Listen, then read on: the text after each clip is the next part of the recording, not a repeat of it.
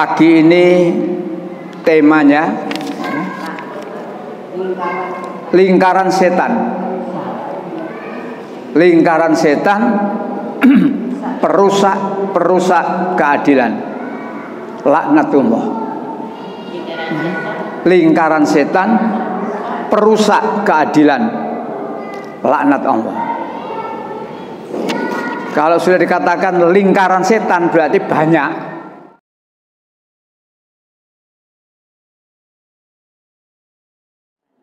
Assalamualaikum warahmatullahi wabarakatuh. Alhamdulillah, walladzi anzala sakinata fi qulubil mu'minin liyazdadu imana ma'a imanihim walillahi jundus samawati wal ardh wa kana Allahu aliman hakim. Asyhadu an la ilaha illallah wahdahu la syarikalah wa asyhadu anna Muhammadan abduhu wa rasuluh. Allahumma shalli ala Muhammad wa ala ali Muhammad. Qala Allah ta'ala fil Qur'anil Karim, a'udzu billahi minasy syaithanir rajim. Ya ayyuhalladzina amanu ittaqullaha haqqa tuqatih wa la tamutunna illa wa antum muslimun. Wa qala ta'ala aidan, ya ayyuhalladzina amanu ittaqullaha wa qulu qawlan sadida. Sadaqallahu. Ibu-ibu serta bapak sekalian yang saya hormati dan yang senantiasa dimuliakan Allah. Alhamdulillah, kita bersyukur kepada Allah yang pagi hari ini Allah masih memberikan umur kepada kita. Kita masih diberi umur ini, mari kita manfaatkan. Satu, kita merasa bahwa amalan kita, ibadah kita ini kurang banyak.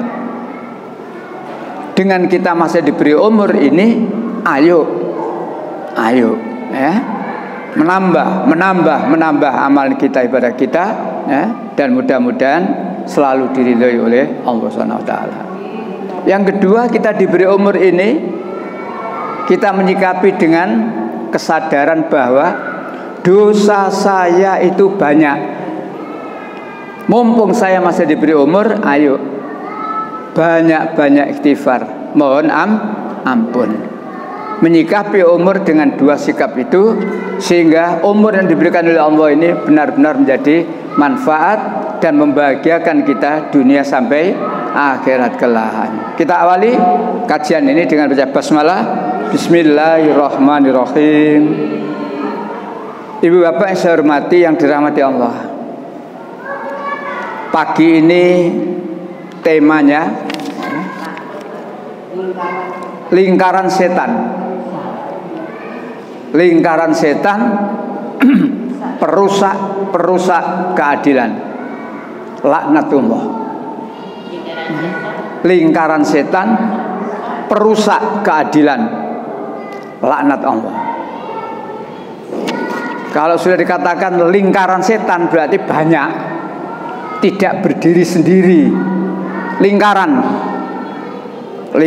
dan satu sama lain terkait, ya. Di samping jumlahnya tidak sendiri, satu sama lain terkait.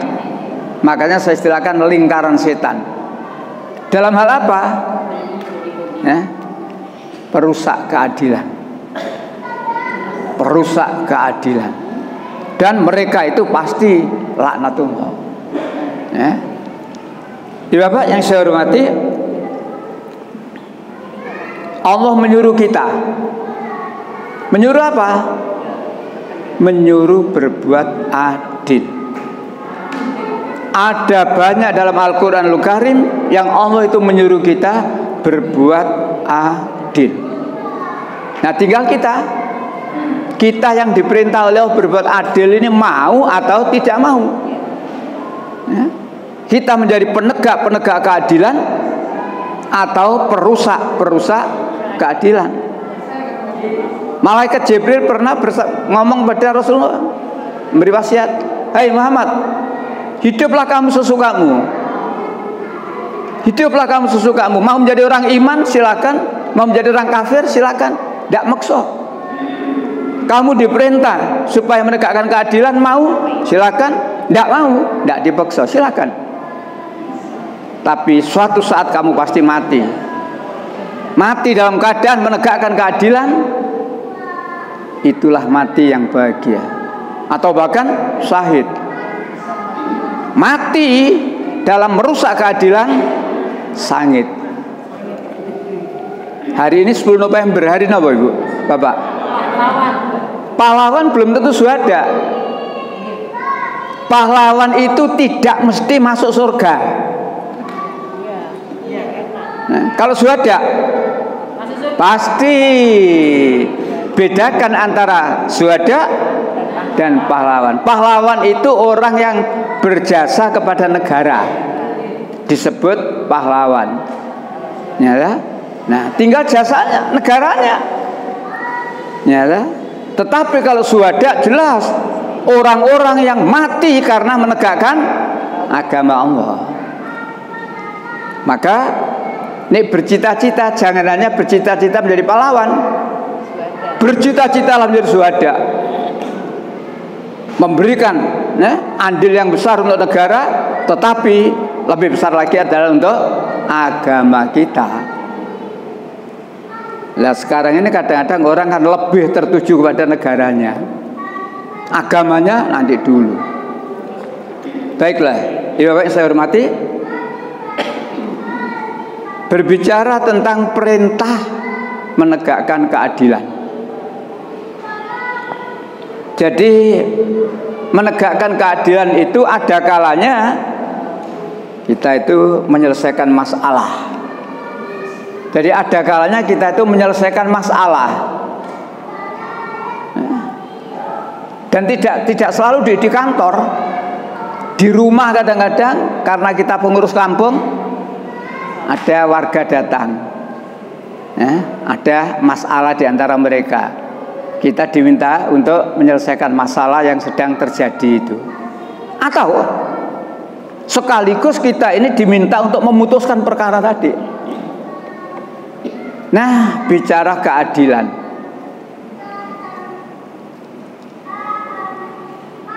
yang sekarang sudah pasti ada,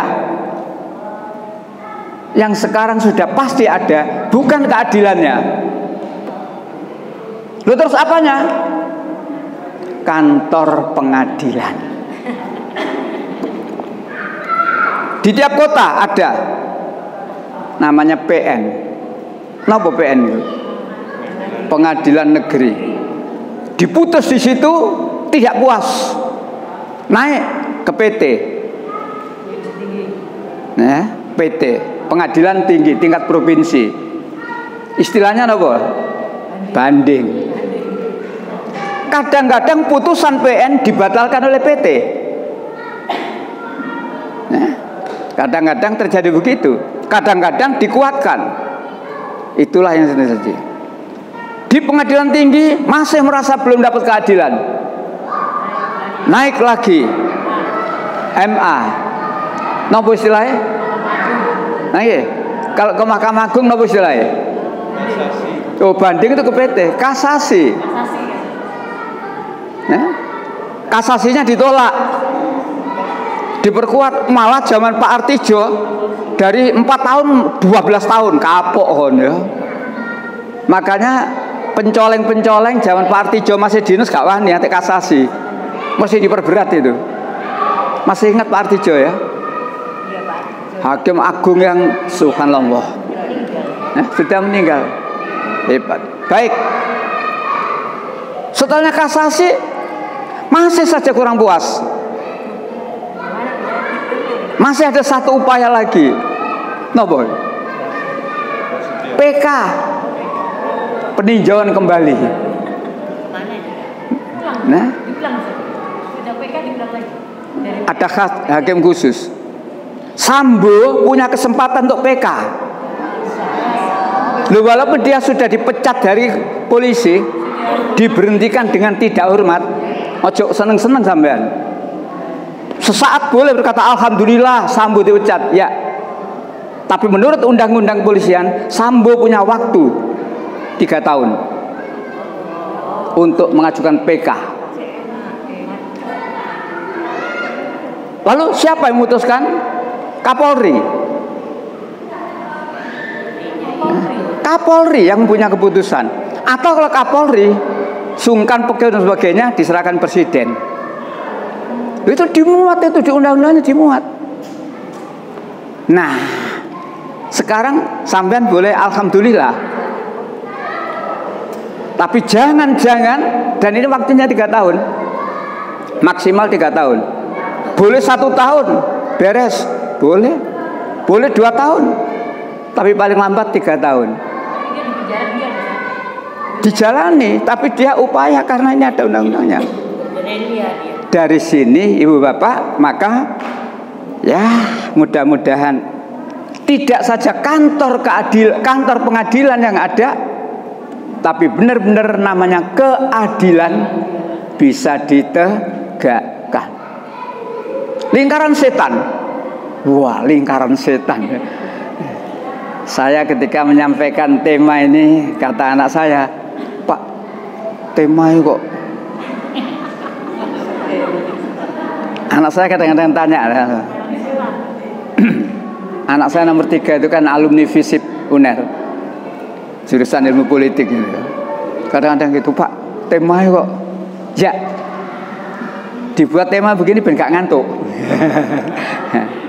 Lingkaran setan. Coba ibu bapak, ada kadang-kadang seseorang itu dipanggil oleh kepolisian, atau dipanggil oleh RW, atau dipanggil oleh siapa aja, dipanggil. Dia bukan tersangka, bukan saksi, cuma diminta keterangan. Ada ya orang diminta keterangan ya.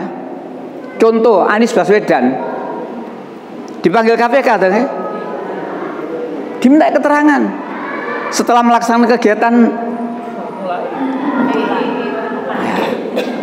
Nah, tinggal sekarang kejujuran yang dipanggil dan kejujuran yang memanggil. Yang dipanggil jujur ngomong apa adanya, kadang-kadang yang memanggil dolek-dolek. Dolek-dolek. Entek ngamek kurang dolek. Kelakuannya orang jahat itu. Itu kelakuannya orang jahat. Jelas tidak ada pelanggaran, tidak ada kesalahan, tapi tetap mencari dengan dalih, yo apa carane wong iku gak iso kan ngono. Nah, maka itu ada. Atau yang kedua dipanggil ya. Jadi orang yang dipanggil itu ada kalanya tidak terkait dengan satu kejadian, tidak terkait dengan satu kasus. Tapi ada kalanya dia dipanggil terkait dengan adanya satu kasus. Dia dipanggil hanya sebagai diminta keterangan. Jadi misalkan pembunuhan pengawalnya Habib Rizik, orang-orang sekitar diminta keterangan. Dia tidak termasuk saksi, diminta keterangan. Kamu tahu apa sebagainya. Nah, tapi yang lebih penting lagi, orang yang dipanggil itu orang yang ada hubungannya dengan kasus, dengan kejadian. Maka dia dipanggil sebagai saksi. Lingkaran setan, saksi. Dia dipanggil sebagai saksi. Saksi itu setelahnya datang ke petugas dilakukan penyelidikan. Kenapa? Penyelidikan, belum penyidikan.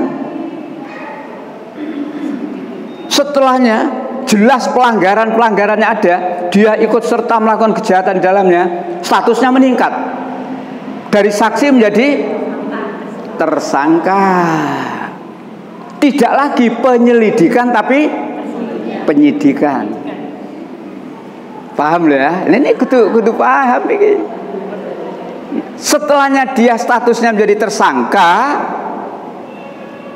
dia menghadapi sendiri apa butuh teman? Siapa temannya? Penasehat, kuasa hukum.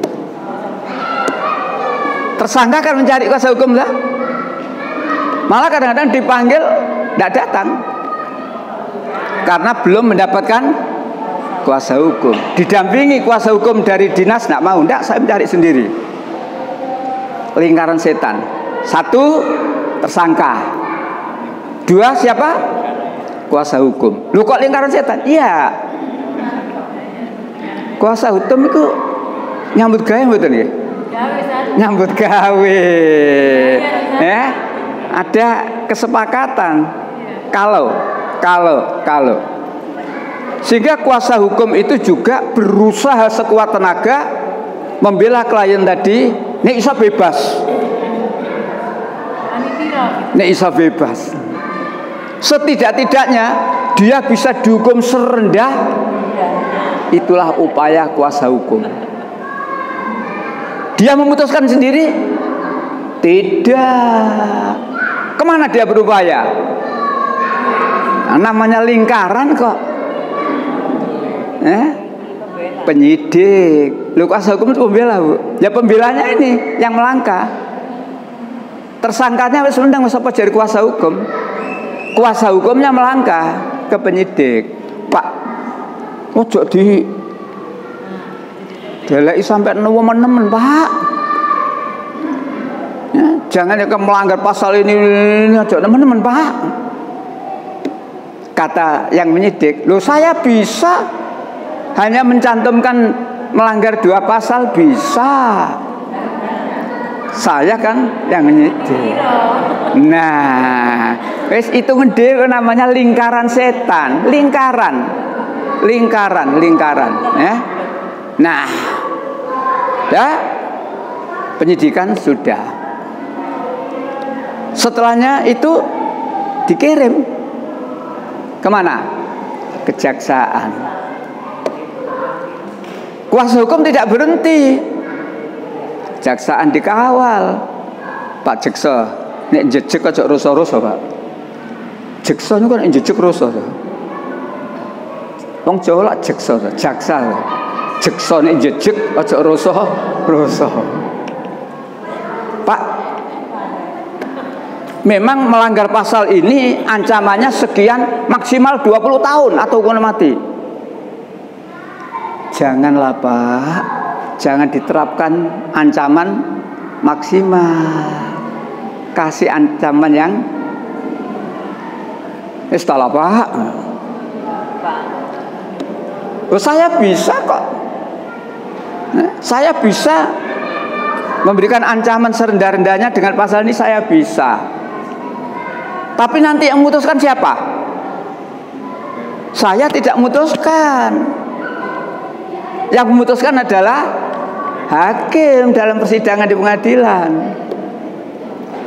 Oleh karena itu, Pak Hakim, lingkaran setan.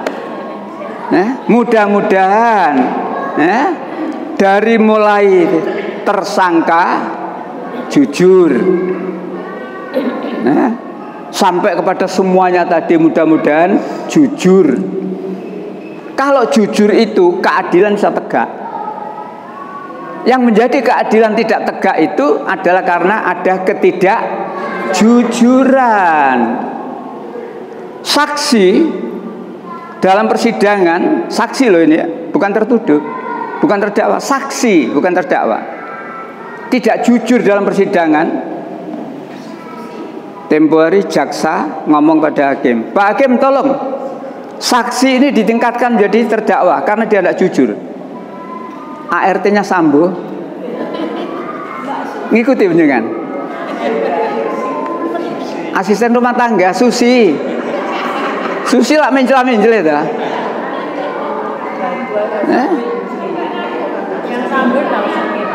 Ya, dia menjadi saksi. Dia saksi, ditanya seputar apa yang dia tahu, jawabannya bulat mencela-mencela. Jaksanya geram itu, ditegur, dan kemudian jaksanya bilang, Pak Hakim tolong, statusnya ART Susi ini tingkatkan menjadi terdakwa dan bisa diancam ya, keterangan palsu, tuntutannya ancamannya 7 tahun. Mencela-mencela, termasuk Rizky kemarin itu. Ditanya, "Loh kenapa kamu kok berubah antara BAB dengan ini?" "Ya waktu itu saya takut." "Takut pada siapa?" "Takut pada bapak." "Bapak siapa?" "Sambo." Dikejar lagi oleh jaksa. "Kenapa kamu takut?" "Iya, karena kalau saya tidak menuruti, saya sudah melihat ada orang yang mati ditembak itu." Jadi rupanya dia kalau tidak nuruti, ketidakjujuran. Ya. Dari mulai paling bawah sampai yang teratas, lingkaran setan. Saya ingat saya punya jamaah aktif, jamaah saya itu alumni Fakultas Hukum. Jadi dulu aktif di masjid saya. Setelahnya lulus, sudah berapa tahun tidak ketemu, tahu-tahu datang jamaah di tempat saya. "Assalamualaikum Ustaz." "Waalaikumsalam warahmatullahi wabarakatuh." "Di mana?" "Saya sekarang Ustaz, seragam coklat." "Oh alhamdulillah." Kejaksaan kan coklat-coklat toh. Saya bilang alhamdulillah, tapi hati-hati saya bilang. Alhamdulillahnya ya, karena kamu sudah mendapatkan tempat kerja. Hati-hati. Kenapa Ustaz? Itu termasuk salah satu lingkaran setan yang membahayakan itu. Kamu muslim, saya lihat kamu teguh istiqomah dalam ibadah, maka setelah kamu bekerja di situ, tolong tegakkan kebenaran, tegakkan keadilan. Itu bukan pesan saya. Pesannya siapa? Pesannya Allah. Ada banyak ayat ibu bapak kepada kita supaya kita ini menegakkan keadilan. Kita mulai dari surat 7 ayat 29. 7 ayat 29.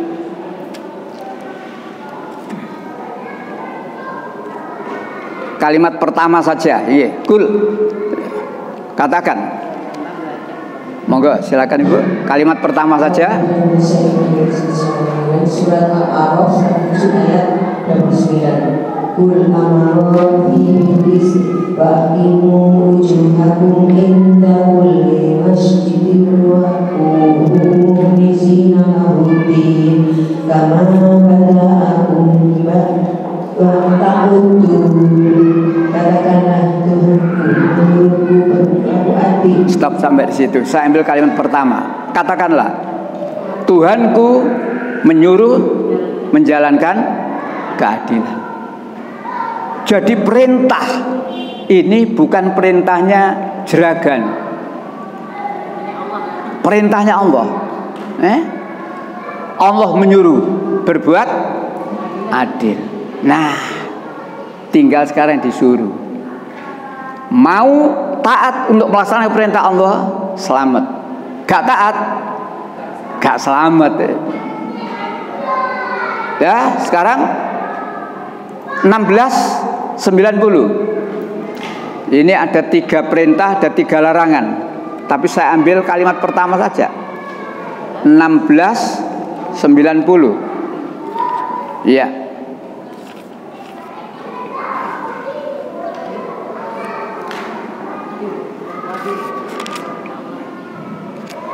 Innallaha surat 16 ayat 90. Iya. Bismillahirrahmanirrahim. Innallaha ya'muru bil adli wal ihsani wa ita'i dzil qurba wa yanha 'anil fahsya'i wal munkari wal baghi ya'idukum la'allakum yatadakkarun. Terjemah ayat 16 surat 16 ayat 90. Iya. Sesungguhnya Allah menyuruh kamu berlaku adil dan berbuat kebajikan, memberi bantuan kepada kerabat, dan Dia melarang melakukan perbuatan keji, kemungkaran dan permusuhan. Dia memberi penjarahan kepadamu agar kamu dapat mengambil pelajaran. Ayat ini berisi 3 perintah dan 3 larangan. Ya. Biasanya kalau sholat Jumat khotib terakhir membaca ini, tapi gak ada diurehno. Innallaha ya'muru bil adli wal ihsan wa ita'i, terus langsung doa. Jadi ini sering dibaca oleh khotib dalam khutbah terakhir itu, tapi gak diurehno apa karepe. Nah, pagi ini saya ambil satu saja, kalimat yang pertama. Innallaha ya'muru bil adli. Sesungguhnya Allah menyuruh berbuat adil. Jadi lagi-lagi kita ini diperintah oleh Allah, disuruh oleh Allah berbuat adil. Di samping kita diperintah untuk berbuat baik, wal ihsan. Di samping kita diperintah lagi untuk membantu kerabat. Tapi saya ambil pertama saja, karena memang temanya ini menyangkut keadilan. Nah, itulah perintah dari Allah. Surat 4 ayat 58. Surat 4 An-Nisa ayat 58.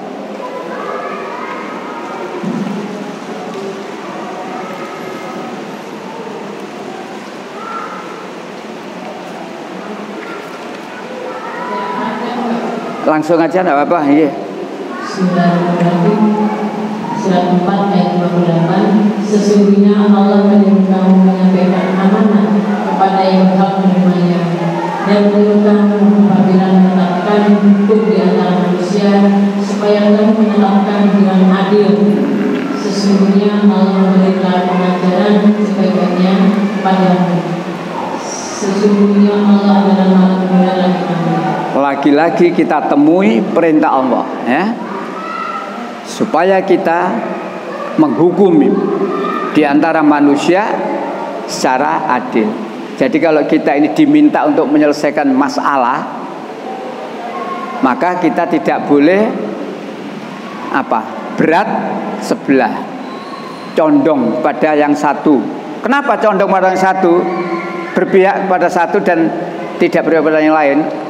Allah menerangkan itu di ayat yang lain sampai diuraikan oleh Allah. Surat 4 135. Ini yang komplit ini ya. 4 135.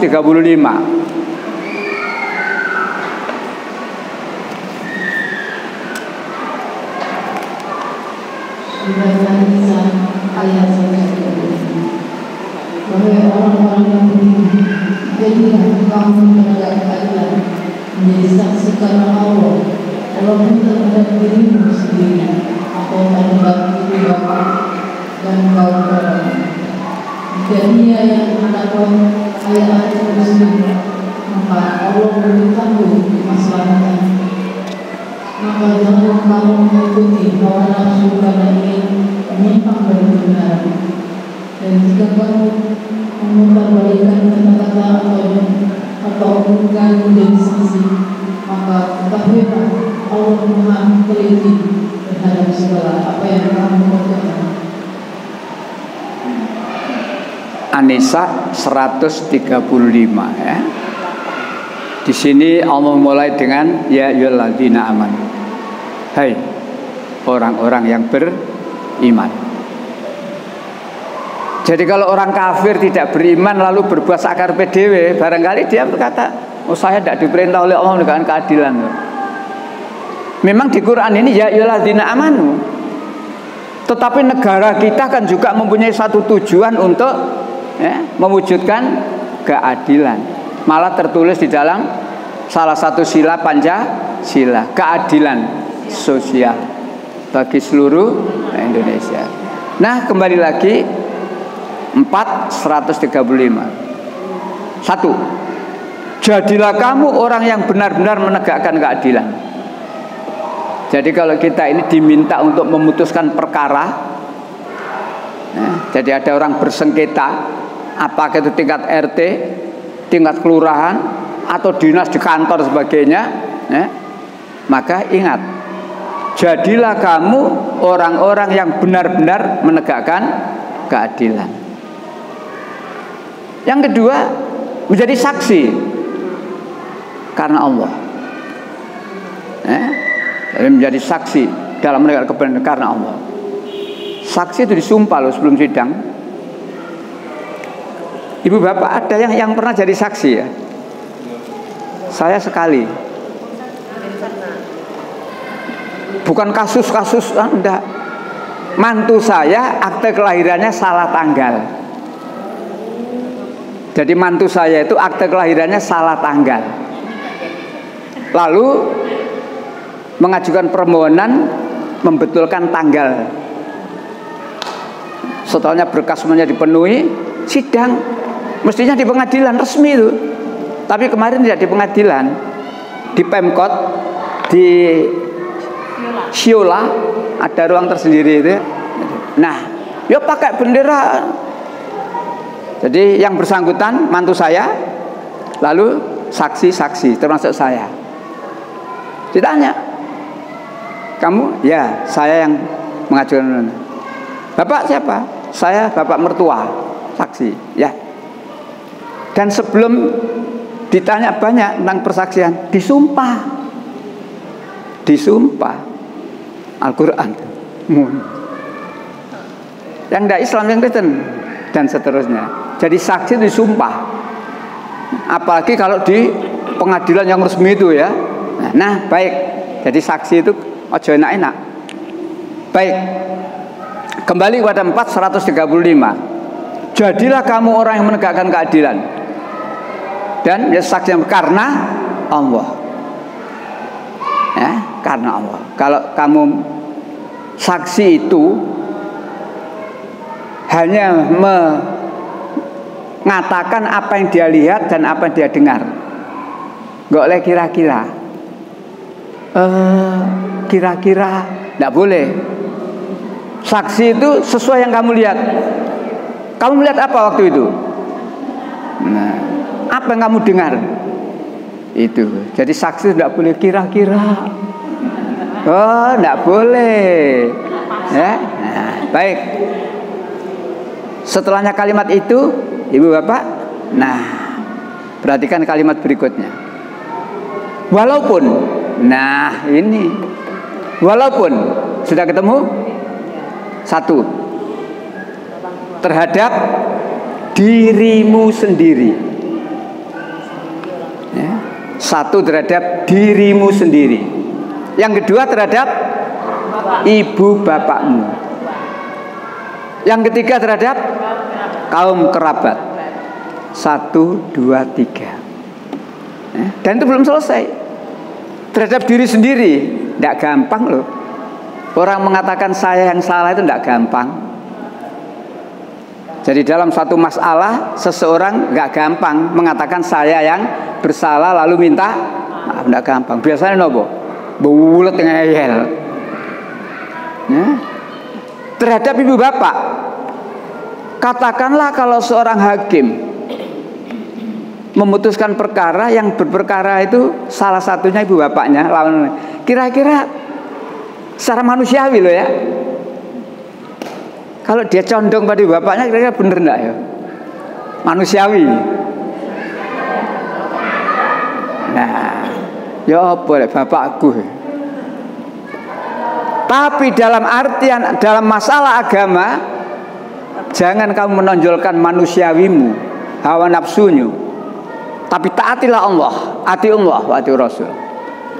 Walaupun terhadap ibu bapakmu, kalau ibu bapakmu salah, katakan ibu bapakmu yang salah. Nah, 2, 3 apa? Kaum kerabat.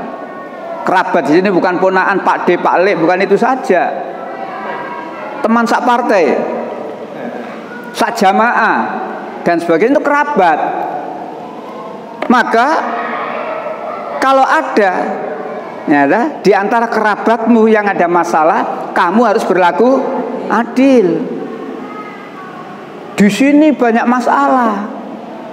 Kalau orang lain yang salah cepat sekali tangkap, kecekel. Duelai gampang, tidak sampai 24 jam kecekel. Tapi nek kerabatnya yang nggak beres, cukup DPO pirang-pirang tahun nggak kecekel. Kelingan jenenge Harun. Berapa tahun itu? Loh, karena apa? Bawalah Masa gak iso ndelok Harun? Iso. Dan aturan Allah ini, aturan Allah ini, maka Allah mengatakan atiullah wa atiur rasul. Taatlah kepada Allah, taatlah kepada Rasul. Baru Allah mengatakan la'alakum turhamun. Allah pasti memberikan rahmat padamu. Dikala kamu mengadili satu perkara, kamu memutuskan satu perkara, ingat aturan Allah. 1, 2, 3, sambung ya. Nah, yang keempat saat ini, apa yang keempat? Bukan, ada lagi poin berikutnya. Jika yang terdakwa itu kaya atau miskin, Al-Quran ini sudah terjadi dalam kehidupan. Nah, jadi apa yang difirmankan oleh Allah terjadi dalam kehidupan. Nah, kalau enggak lagu si Allah bujuk lah. Al-Quran ini zalikal kitab la raiba fihi. Al-Quran ini kitab yang di dalamnya tidak ada keraguan. Al-Quran ini firman Allah satu-satunya yang sempurna, berisi kebenaran, keadilan. La mubadilah li kalimati. Tak seorang pun yang dapat merubah. Nah, maka yang keempat, apabila yang bersengketa itu terdakwa itu kaya atau miskin, disinilah ya Allah yang mengetahui masalah. Artinya kamu sebagai orang yang berisi perkara merem matamu, kupingmu ya tutupen, nek ndelok iming-imingane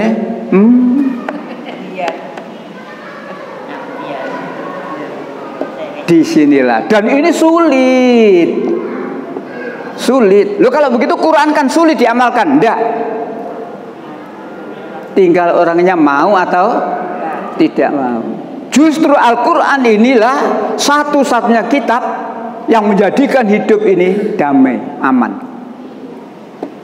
Tapi karena Al-Quran ini ya, disepelekno, disampingkan, kadzab, didustakan, jadinya ini. Makanya seringkali terdakwa sekian di PN,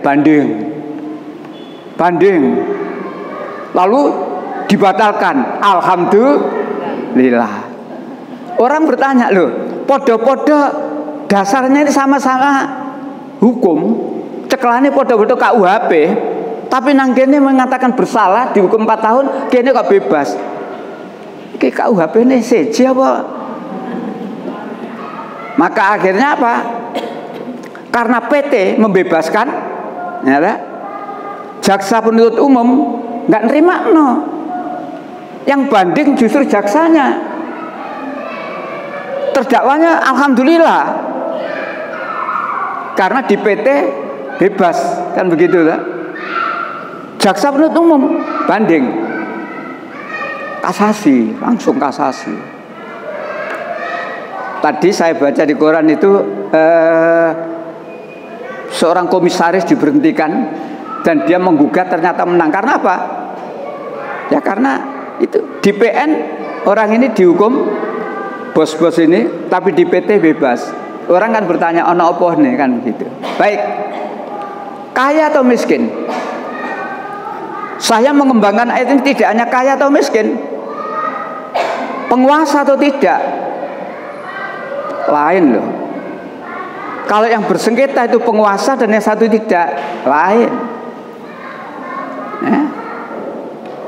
Saya pernah bersengketa ketika belakang rumah saya dibangun parkiran milik UNER. Jaraknya dengan tembok saya itu dekat sekali, sehingga ketika tiang pancang itu kerusakan banyak sekali. Saya sudah sampai ke wali kota, ke kantor-kantor yang ada urusannya dengan itu, rapat dengan rektor dan sebagainya. Nol. Ya. Sering saya ditanya, gimana Pak? Yang penting saya sudah berusaha maksimal. Tetapi inilah hasilnya. Tinggal sayanya mengharapkan keadilan dari Allah saja, titik. Jadi saya pernah kasus itu. Kalau penyidikan masuk ke kampung saya, belakang rumah saya itu ada bangunan parkirnya UNER. Dan waktu bangun itu seperti itu. Sampai tengah malam masih bleng, bleng, ya. Belum lagi goyangannya itu. Tapi itulah, ya, saya tidak berduit. Pak Wawali, waktu itu Wawali yang dulu itu, Pak siapa itu?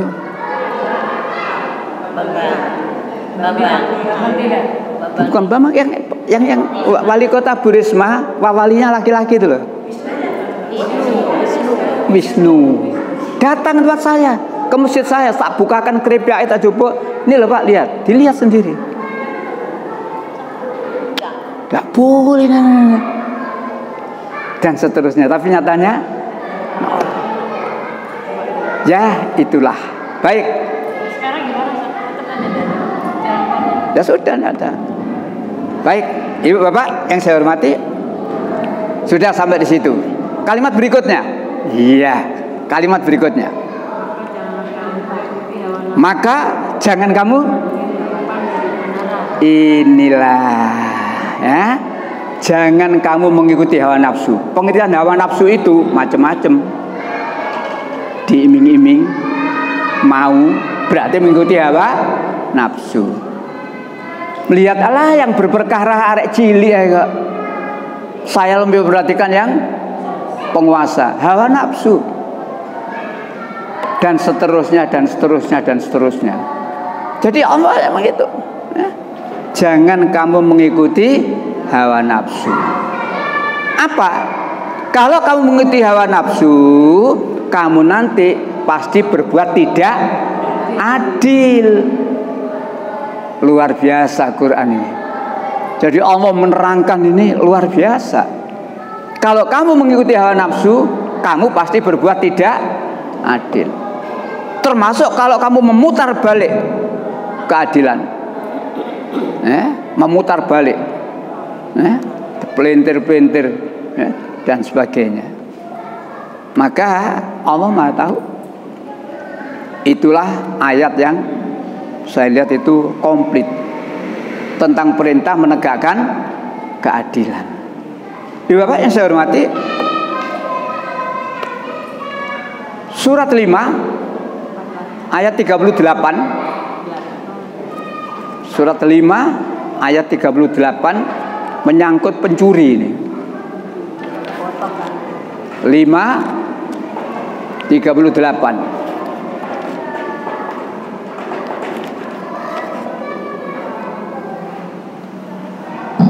Pencuri laki-laki, ya silakan.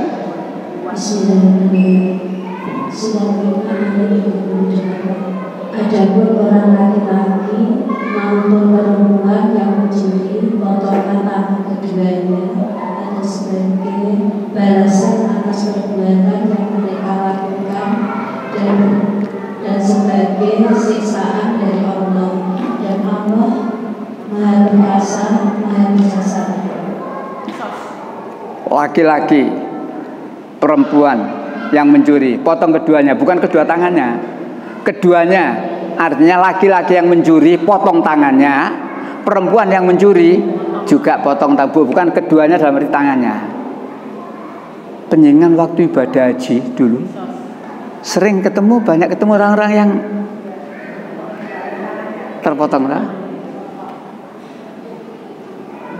Maka jangan kaget kalau ada orang yang tidak suka Islam mengatakan Islamku kejem ya. Jangan bicara kejamnya. Ini pendidikan yang sangat tinggi dalam agama Islam. Satu dilaksanakan, ditegakkan, yang lainnya mikir-mikir. Sama dengan pezina, cambuk 100 kali. Dan dalam melaksanakan hukum cambuk jangan disembunyikan di muka umum. Dalam melaksanakan jangan pura-pura. Jangan terus Plek. Ketok itu menanan tapi tiba-tiba kejem Islam ya. Ndak. Ini pendidikan yang sangat tinggi dalam agama Islam. Dengan dilihat orang banyak kan berkata, mulane aja ngono. Nek kowe ngono dadine ya. Tapi manusia itu kebal. Rai gedek, gak terima rai gedek, rai tembok. Wetenge wis sakmono gedene lho, sik sempat undang-undang. Dadi kemantene lungguh iku wetenge wis gedhe mengge-mengge.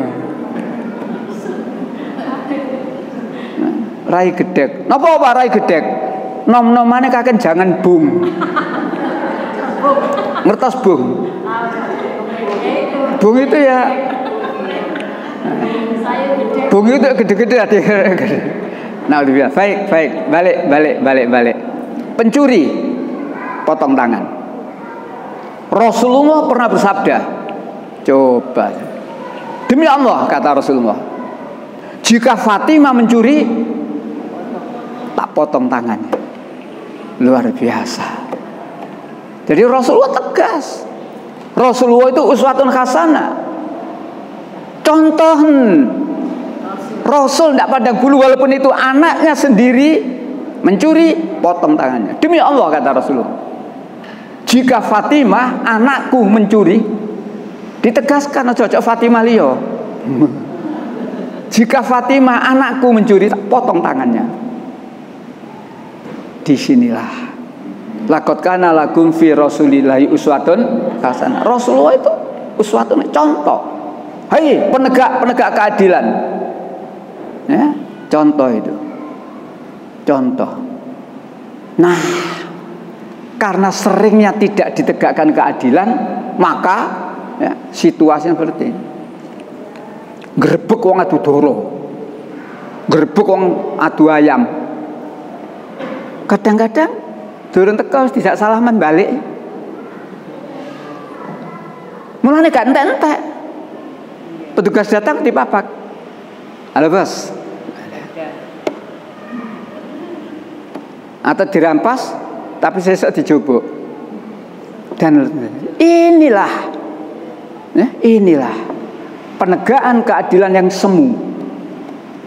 Kembali pada Al-Qur'an, innallaha ya'muru bil adl.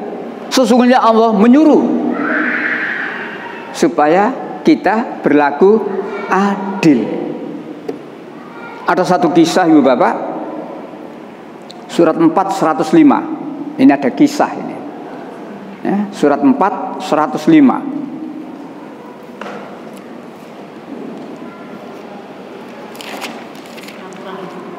Iya. Iya, ketemu? Ya. Sesungguhnya monggo 4 105. Surah An-Nisa ayat ke-105. Sungguh kami telah menurunkan kitab Al-Quran kepada Muhammad membawa kebenaran agar engkau mengadili antara manusia dengan apa yang telah diajarkan Allah kepadamu, dan janganlah engkau menjadi penentang orang tidak bersalah karena membela orang yang berkhianat. Allah telah menurunkan Al-Quran pada Muhammad, maka Muhammad hukum manusia secara adil. Oleh ahli tafsir waktu diterangkan, ayat ini berkenaan dengan adanya kasus. Ada satu orang datang pada Rasulullah melapor, ya Rasulullah, orang ini mencuri.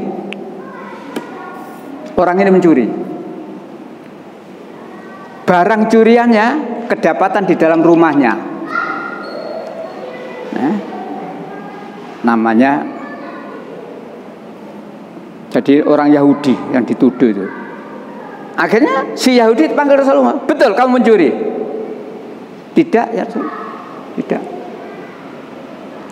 Yang satu mengatakan tidak, yang satu mengatakan mencuri. Beda enggak? Beda. Ayat ini jelas, Muhammad diperintah oleh Allah, kami telah menurunkan Al-Quran kepadamu, maka beresi, selesaikan hukum manusia sesuai dengan adil. Yahudi, kamu punya Tuhan toh? Punya. Kamu berani bersumpah atas nama Tuhanmu bahwa kamu tidak mencuri? Siap. Dengan nama Tuhan, saya betul-betul tidak mencuri. Saya tidak tahu menahu tentang barang yang ada di dalam rumah saya ini. Dan apabila saya ternyata mencuri atau tentang barang ini, saya siap untuk dilaknat oleh Allah. Itu kata si Yahudi. Betul? Siap? Ya. Tukma. Yang orang Islam ini tukma. Si Yahudi sudah bersaksi bersumpah seperti itu. Kamu bagaimana? Berani bersaksi seperti itu? Diam. Tidak berani bersaksi. Menurut penjelasan kira-kira si tukma ini, orang ini kira-kira gimana? Yang Yahudi dituduh berani bersaksi, yang ini disuruh bersumpah kok gak wani. Kira-kira gimana?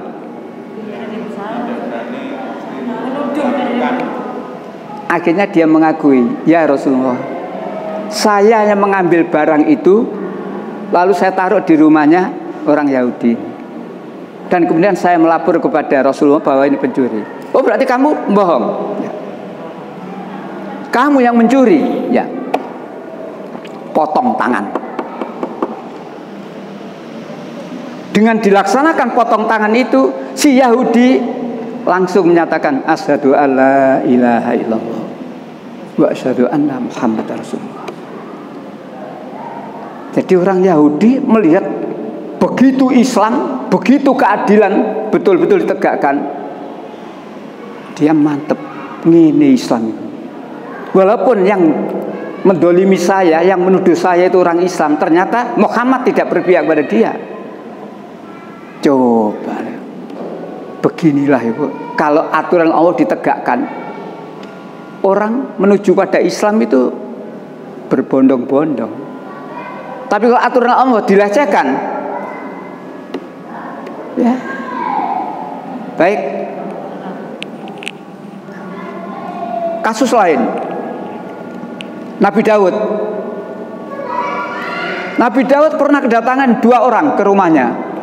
Buka surat 38, surat Shad ayat 22. Surat 38, surat Shad ayat 22.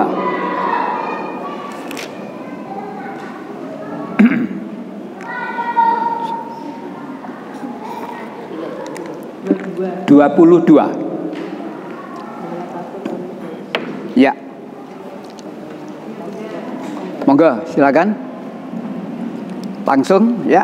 Surat Shad surat 38 ayat 22. Ketika mereka masuk menemui Daud, lalu dia terkejut karena kedatangan mereka.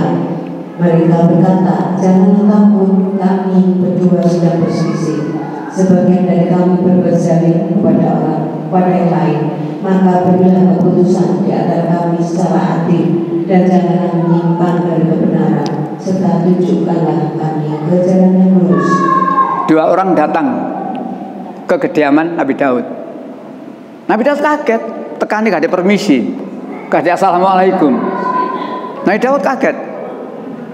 Maka kata 2 orang ini, jangan kamu terkejut. Mereka berkata, ya, kami adalah 2 orang yang sedang berselisih. Ada masalah 2 orang ini. Apa masalahnya? Tolong suratnya tetap ayatnya 26. Iya, suratnya tetap ayatnya 26. Surat 38 ayat 26 ya. 26. Suratnya 38, nama surat Shad ayat 26. Ya, silakan. Surat Shad ayat 26. Allah berfirman, wahai Daud, sesungguhnya engkau kami jadikan khalifah atau penguasa di bumi. Maka berilah keputusan perkara di antara manusia yang adil, dan janganlah engkau mengikuti hawa nafsu, karena akan menyesatkan engkau dari jalan Allah. Sungguh orang-orang yang sesat dari jalan Allah akan mendapat azab yang berat, karena mereka melupakan hari bagi Tuhan. Maaf Ibu, sebelum ini tadi 22 ya. Masih ada lanjutannya itu. Persoalannya apa? Nah, 23. Berlanjut dulu, nanti baru 26. Kembali lagi 38. 22 sudah tadi ya. Sekarang 23. Persoalannya ini. Ini persoalannya. Silakan Bu.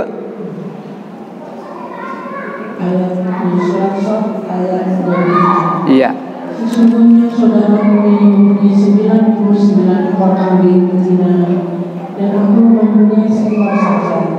Lalu dia berkata, serahkanlah kambing itu kepadamu, dan dia mengalahkan aku dalam perdebatan.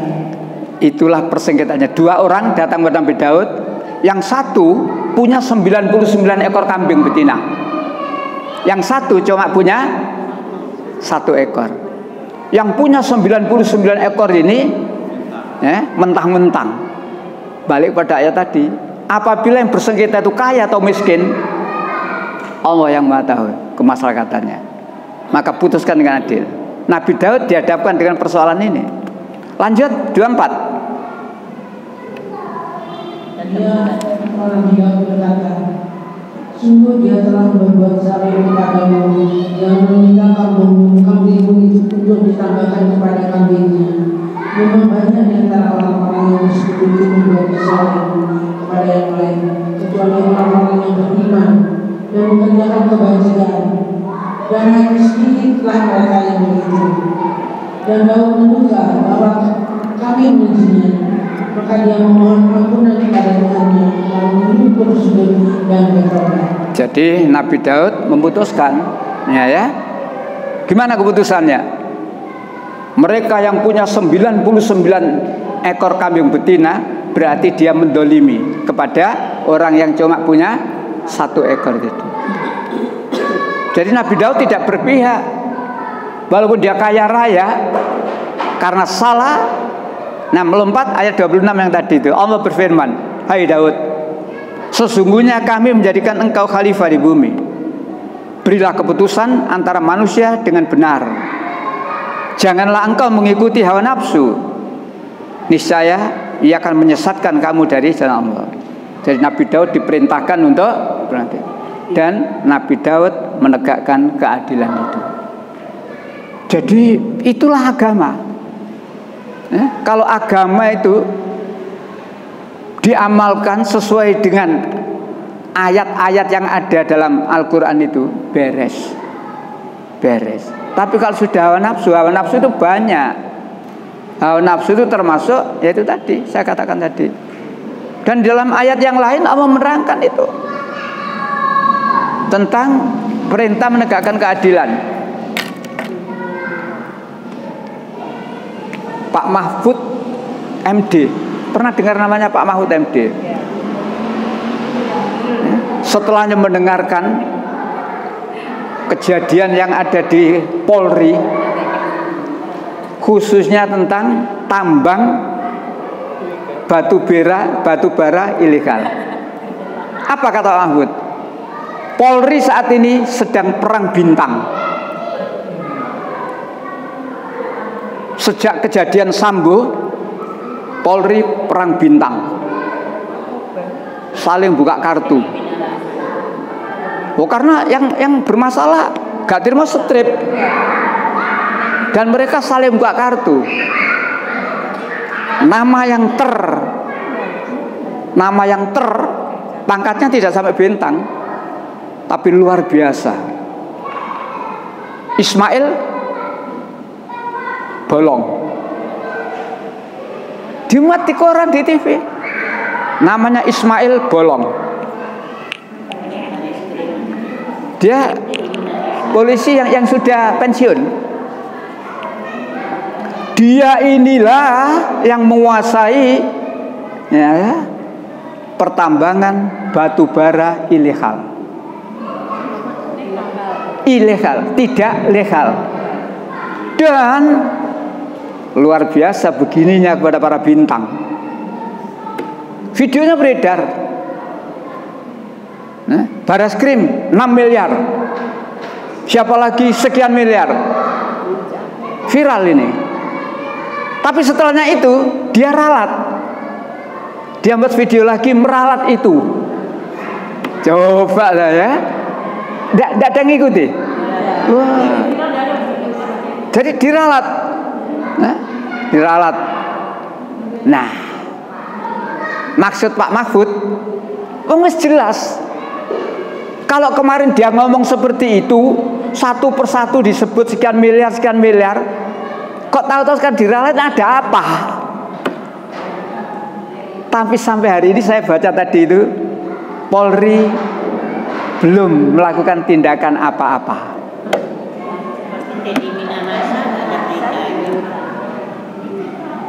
Kalau saya tadi kemarin baca kekayaannya Ismail Bolong, sejak kasus ini viral, Ismail Bolong susah dicari, menghilang, mbonan di area ini.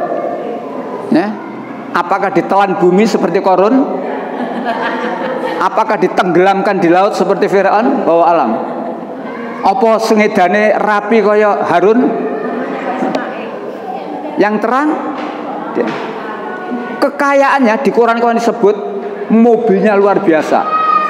Yang satu harganya 27,5 M, yang satu lagi sekian M. Tidak ada yang juta. Ember kabeh. Rumahnya ukurannya 20 kali 40. Dan dia di kampung, di masyarakat dikenal orang baik, panggilannya Pak Bos. Karena setiap ada kebutuhan di kampung itu beres, bos. Dan dia tidak menampik dipanggil Pak Bos ya. Karena memang dia dermawan. Baik, Ibu. Saya ingat saya pernah ngaji di tempat saya terangkan rezeki. IPO, input, proses, output. Input artinya rezeki itu diterima dari mana? Input. Didapat dari mana? Halal atau enggak? Kalau rezeki itu diterima dengan jalan yang tidak halal, walaupun diproses untuk kebaikan, no. Mari korupsi digawe umroh.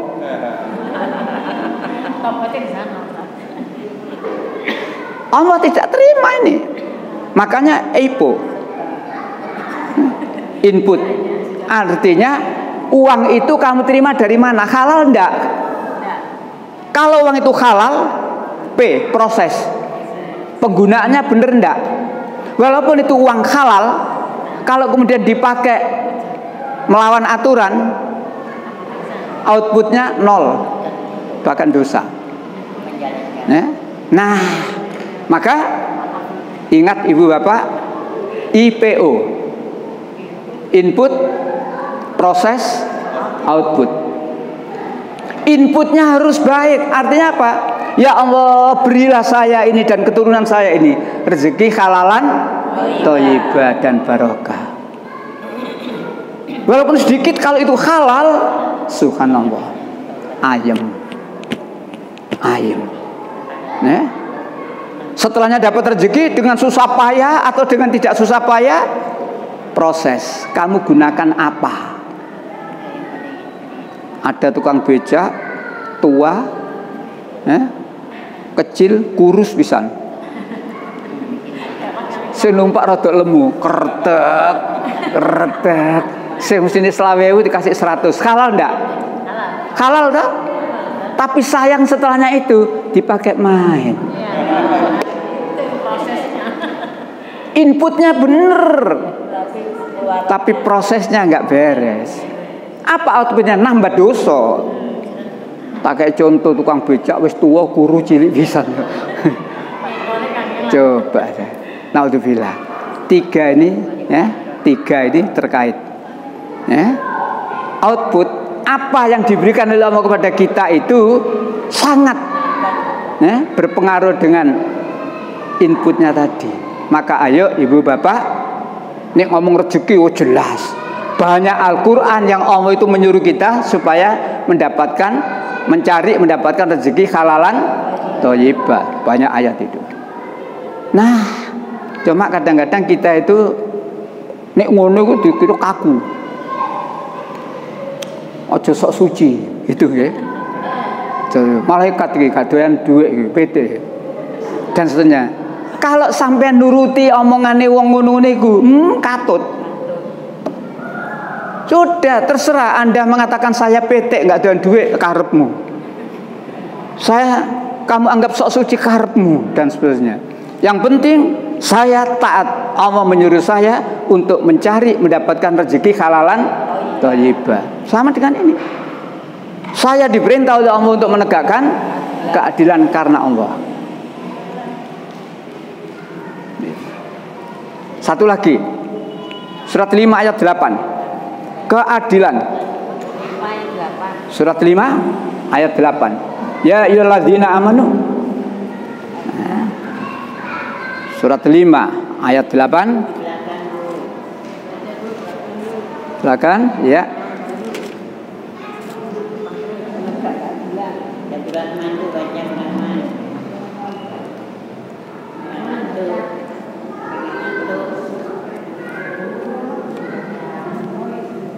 Ya, monggo. Kewajiban melakukan dan tujuan surat Al-Maidah ayat 5. Ya. Orang yang beriman, jadilah kamu sebagai budak keadilan karena Allah. Ketika menjadi singa adil, dan janganlah kebijakan terhadap satu kaum mendorong kamu untuk berlaku tidak adil. Berlaku adillah, karena adil itu lebih dekat kepada takwa. Dan bertakwa kepada Allah, sungguh melarang teliti terhadap apa yang kamu kerjakan. Lagi-lagi Allah menyuruh kita menjadi orang yang adil, beresi persoalan secara adil, menjadi saksi karena Allah. Janganlah kebencianmu pada satu kaum sehingga kamu berlaku tidak adil. Nek sing salah koncone dhewe sak partai merem mripate. Nek sing salah wong liya,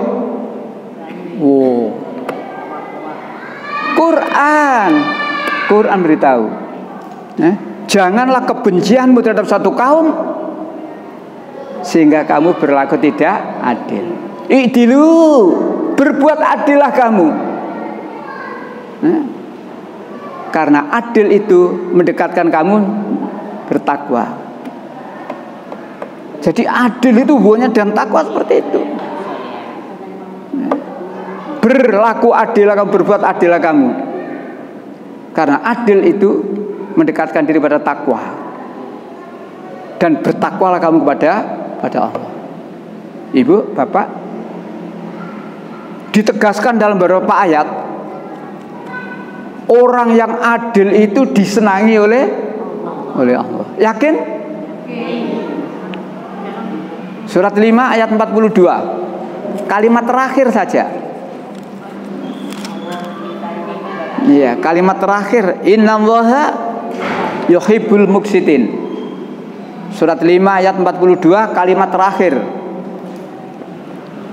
Melompat surat 49 ayat 9, kalimat terakhir. 49 ya 542 49 ayat 9, kalimat terakhir juga. Terus 60 ayat 8. Yeah.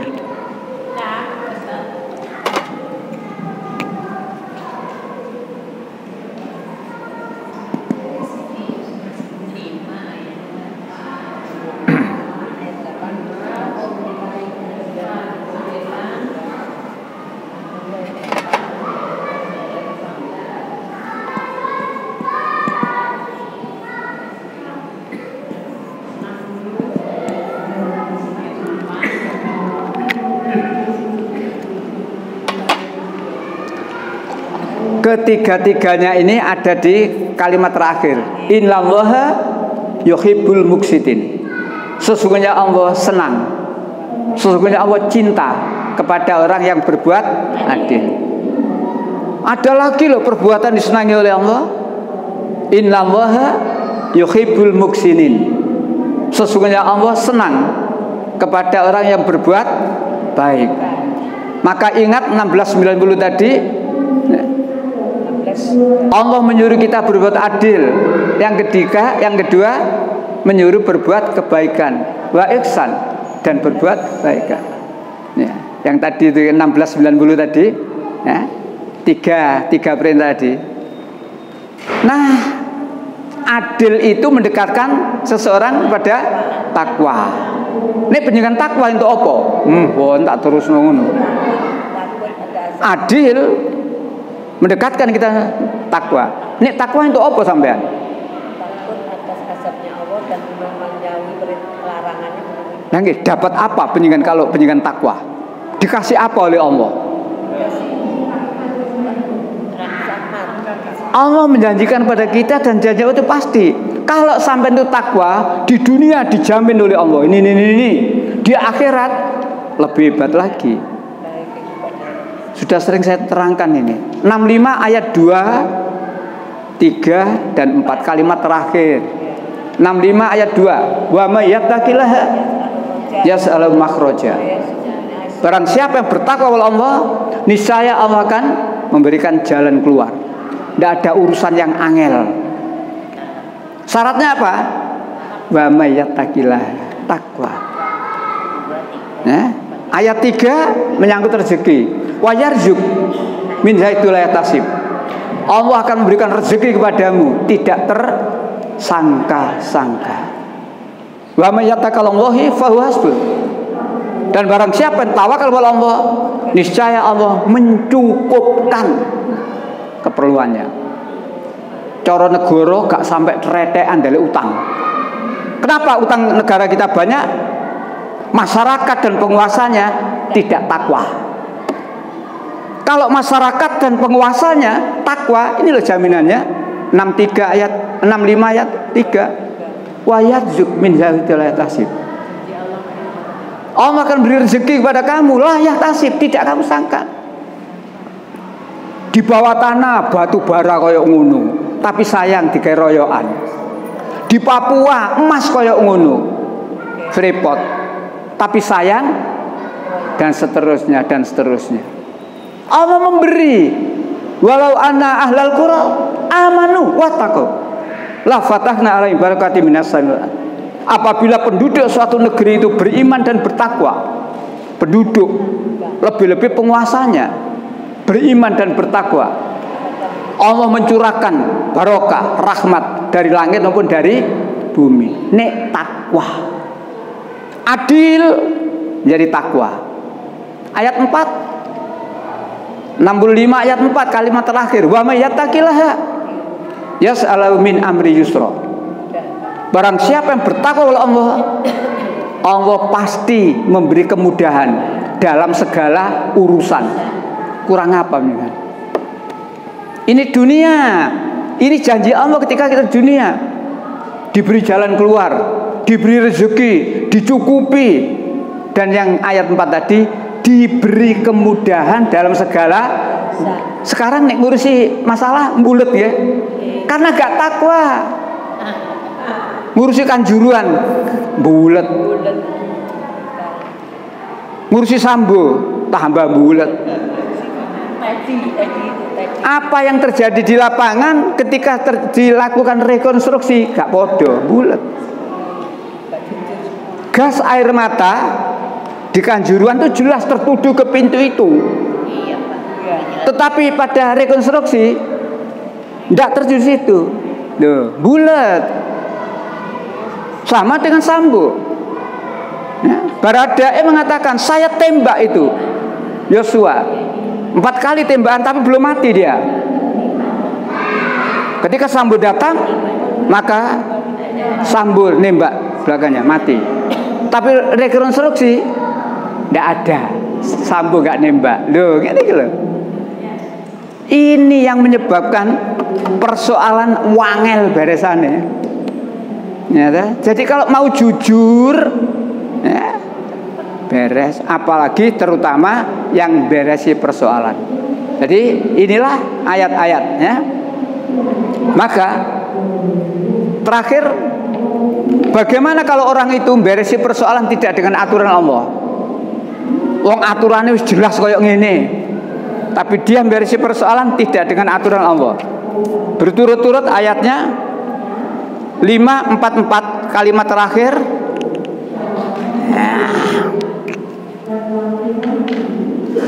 544 545 547 kalimat terakhir. Malam yang 544. Ketemu Ibu? Ya. 544. Barang siapa atau jika kamu memutuskan perkara tidak dengan Allah, faulaika humul. Ya, monggo langsung dibaca biar lebih yakin. 544. Ya. Karena barang siapa, ya. Barang siapa yang tidak memutuskan menurut apa yang diturunkan Allah, maka mereka itu adalah orang-orang yang kafir. Ulaika humul kafirun. 45. Barang siapa tidak memutuskan perkara menurut apa yang diturunkan Allah, maka mereka itu adalah orang-orang yang zalim. 47. Barang siapa tidak memutuskan perkara menurut apa yang diturunkan Allah, maka mereka itu adalah orang-orang yang fasik. Artinya tidak memutuskan, ya, disuruh adil tapi tidak adil. Ya, tidak boleh ada kebencian terhadap satu kaum, ternyata ada rasa benci, sehingga targetnya pokoknya yuk Bapak tak tambah sedikit ya, molor 10 menit enggak apa-apa tak? 5 menit saja enggak apa-apa tak? Maaf, ini khusus untuk pengacara. Kalau penjaringan menjadi pengacara atau punya keluarga pengacara. Nah, tolong surat 4. Iya, 105. Oh, tadi sudah ada yang kasusnya Sukma tadi. Ya, Tukma tadi. 108. Ini untuk kita semuanya, termasuk pengacara, siapa saja. 4:108. Yahtafuna minan nas. Dari Allah. Wala yahtafuna minallah. Mereka bisa bersembunyi dari manusia, tapi mereka tidak bisa bersembunyi dari Allah. Ketika mereka merencanakan satu kejahatan yang tidak diridhai oleh Allah, sebenarnya Allah tahu. Jadi ini bukan untuk pengacara aja, ya, tapi untuk kita semuanya. Nah, lanjut sekarang 107. Ya, 107 balik melompat itu tadi. 107 dulu. Ini yang menyangkut pengacara. Ya, baca supaya kita tahu. Ini alamannya pada pengacara. Dan janganlah kamu berdebat untuk membela orang-orang yang mengkhianati dirinya.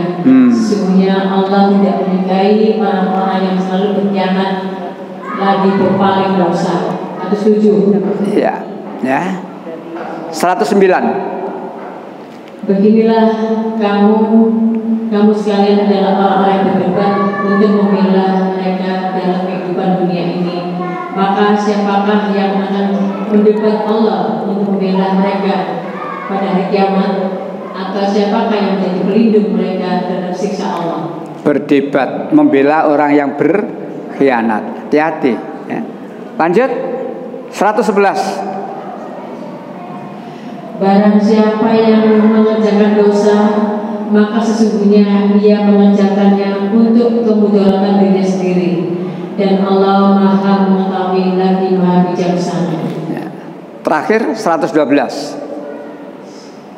Dan barang siapa yang mengerjakan kesalahan atau dosa, kemudian dituduhkannya kepada orang yang tidak bersalah, maka sesungguhnya ia telah berbuat suatu kebohongan dan dosa yang nyata. Contohnya Yosua ditembak mati, tapi Yosua difitnah, katanya melakukan pelecehan seksual. Di samping itu tabungannya dirampas. Ayat 112. Barang siapa yang berbuat salah, kejahatan, tidak diakui, ditimpakan kepada orang lain. Coba, wis dibunuh secara kejam, difitnah, dirampas tabungannya, luar biasa. Quran ternyata sudah menerangkan ini. Ada kejadian seperti ini ada. Tinggal kita ketika ada kejadian, lo iya ayate wis ono kan gitu loh. Oh iya ayate wis ono tibake. Lah kita kadang-kadang kan ya karena macane Quran kecepetan.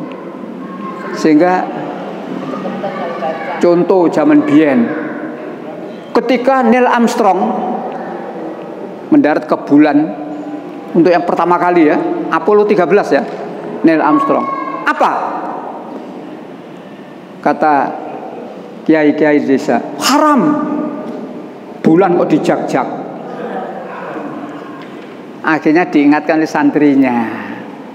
Yai, di Quran ada perintah, Yai. Di surat Ar-Rahman ada perintah. Silakan kamu. Kamu tidak akan bisa menginjakkan kakimu di bulan kecuali ila sultanan, dengan kekuatan. Kekuatan apa? Ilmu pengetahuan dan teknologi. Jadi Quran itu menyuruh, silakan kamu menjelajah ruang angkasa, menginjakkan kakimu di bumi, menancapkan bendera merah putih di bumi, di bulan, boleh itu. Tapi kamu tidak akan bisa ke sana kecuali kamu punya itu. Seorang perempuan Indonesia hampir ke sana tapi tidak jadi ya. Siapa dulu itu namanya? Pratiwi ya. Tidak jadi ya. Ya, baik. Balik lagi. Ingat Ibu Bapak, lingkaran setan. Jadi ternyata tidak satu orang, banyak, dan satu sama lain ada hubungannya. Makanya saya katakan lingkaran setan. Sulit ini. Sulit. Ya apa caranya? Oh, bagi Allah gampang. Insya Allah. Ya. Ibarat TV bersambung kan ngono. Lho kan ngono. Terus kadung menteleng dibae bersambung ya ta. Mudah-mudahan dengan ayat-ayat itu kita juga sadar. Saya harus berbuat yang adil. Manakala saya harus menyelesaikan masalah. Walaupun terhadap diri saya sendiri, terhadap ibu bapak saya, terhadap kerabat dan seterusnya ya. Dan dengan keyakinan innallaha yuhibbul muqsitin. Sesungguhnya Allah senang kepada orang yang berbuat adil. Kalau tidak adil, laknat Allah. Maka itu tadi lingkaran setan itu tadi laknat Allah. Baik, kita akhiri kajian kita siang hari ini dengan baca hamdalah. Alhamdulillah rabbil alamin. Subhanakallahumma wa bihamdika. Umroh Pak, tolong didoakan. Oh itu ya. Iya. Alhamdulillah Ibu, jamaah kita yang umroh yang saya tahu 2. 3. Oh satunya? Ya. Mudah-mudahan ya, yang sedang berumroh benar-benar diniati semata-mata karena Allah. Karena ayatnya kan begitu ya. Ayatnya kan begitu. Wa atimul hajja wal umrata lillah. Sempurnakan haji dan umrohmu semata-mata karena Allah. Minta, jangan urusan dunia tok. Saya baca tanda Quran, pemain sepak bola umroh dengan istri dan anaknya, dengan keluarga, permintaannya satu, ditegaskan, saya ingin membawa Madura ini menjadi juara liga. Manere baca jawab pas hari ini Metropolis. Jadi pemain sepak bola umroh, doanya cuma satu.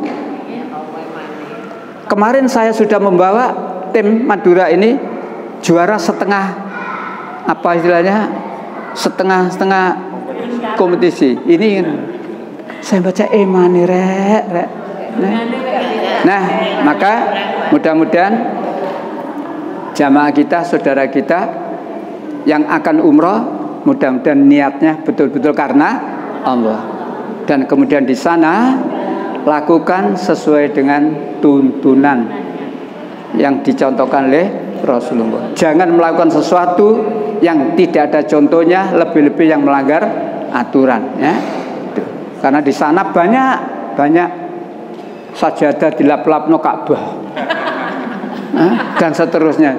Sudah. Yang seperti itu jangan. Itu syirik. Mari lempar jumroh umpamanya, krikilit go mulai siji. Teko omah muni terus, balik no kapok kan ya. Betul pernah terjadi. Ya. Pak, ini haji, kalau umrah enggak pakai, lempar jumroh. Ya.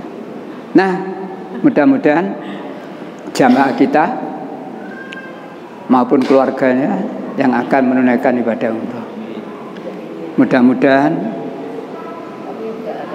Allah memberikan kesehatan yang baik, lancar dalam perjalanannya, sehat walafiat di sana, bisa melaksanakan semua ibadah dan amal-amal soleh lainnya secara sempurna, dan Allah memberikan kemudahan kembali ke tanah air dalam keadaan sehat walafiat dan lebih-lebih membawa predikat yang mabrur. Mudah-mudahan kita semuanya juga terpanggil untuk itu. Ya Allah, jamaah kami ya Allah, keluarga jamaah kami ya Allah, yang sedang memenuhi panggilan-Mu ya Allah untuk berumrah, jadikan ibadahnya ibadah yang mabrur, semata-mata mengharap ridho-Mu ya Allah, dan Engkau meridhoinya ya Allah. Dan sepulang dari itu ya Allah, jadikan ya Allah menjadi lebih baik dari sebelum berumrah ya Allah. Ya Allah, hanya kepadamu ya Allah kami mohon, dan Engkaulah satu-satunya zat yang maha kuasa untuk mengabulkan doa dan permohonan kami. Rabbana atina fid dunya hasanah wa fil akhirati hasanah wa qina adzabannar. Subhana rabbika rabbil izzati amma yasifun, wassalamu alal mursalin, walhamdulillahi rabbil alamin. Assalamualaikum warahmatullahi wabarakatuh.